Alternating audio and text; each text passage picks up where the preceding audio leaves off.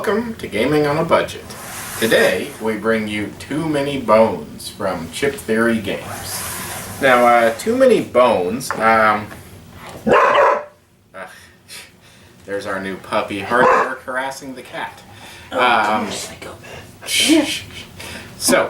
Too Many Bones is a, well, they call it a dice builder RPG. I think RPG is a little bit of a stretch, but, you know, so be it.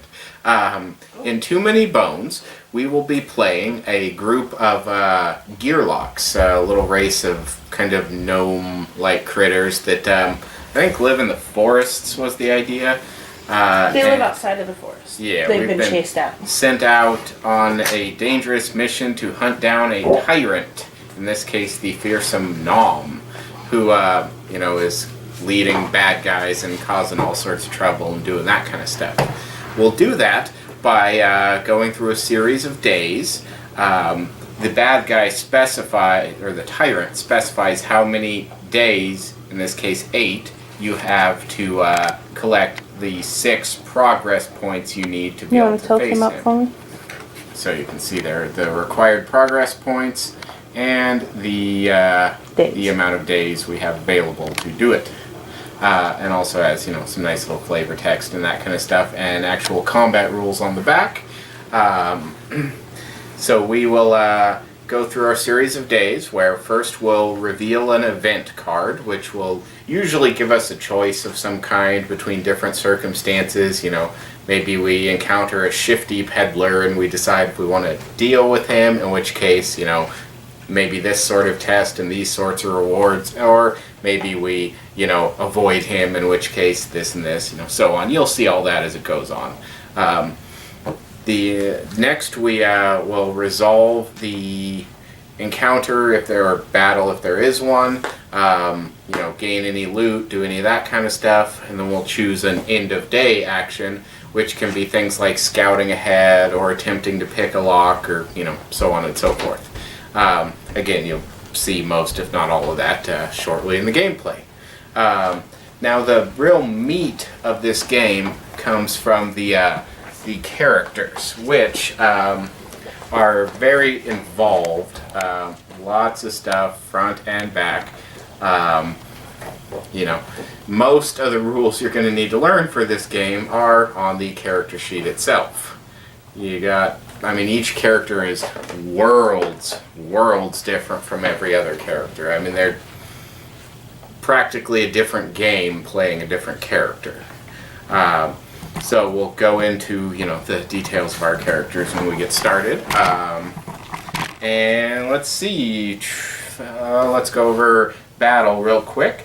Battles are going to use usually baddie points, which are generally determined by the number of players times the current day. So if it was day 4 and we had 2 players, we would have 8 baddie points. To select the baddies for the point level you've got, you start with the largest number you can use. So for an 8, we'd choose a 5, which would go on top, and then we'd choose 3 of the 1s. And we would stack them like so.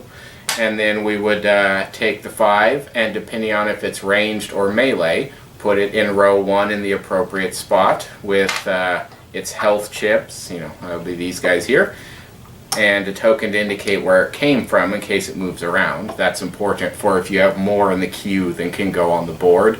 They'll go into available spots as they open up. And of course you'll use their die to track their initiative, and so on and so forth. We will also be spawning on the board in a designated area. Well, we can choose anything that matches our symbol. If you're ranged, you choose a bow spot. If you're melee, you choose a sword spot. And if you're melee ranged, you can choose any spot. And then we'll go through combat, following initiative order, spending dexterity points to take various actions, and so on and so forth.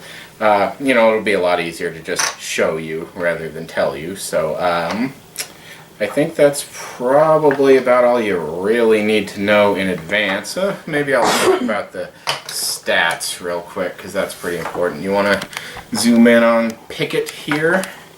So, Pickett starts out with a health of 5, a dexterity of 2, an attack of 1, and a defense of 2.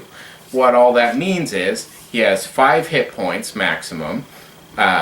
He can take 2 actions, which can be things like moving or attacking, so on and so forth.